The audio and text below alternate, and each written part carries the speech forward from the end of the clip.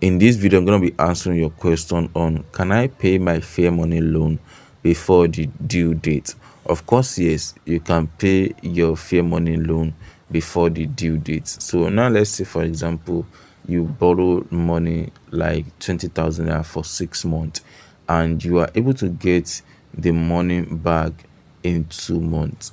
So how would you go about it? So just log into your Fairmoney app, and on this, if you slide into the left side, you see no active loan. You'll be able to see your own active loan right there.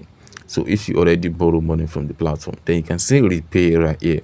So if you click on repay, they're gonna deduct the money from the card you connected to borrow money from Fairmoney. Because I didn't have any active loan on this app, that is why this repay, top up, extend loan are not popping up, so I cannot click them actually. But then if I actually have an active loan and I want to pay back, this repay option will pop up and I will be able to click on repay. So once you click on repay, then it will take you to a page where it asks you to select where you want them to deduct the money, either from the debit card that you use to borrow money from the plan, because that's exactly what they're going to tell you.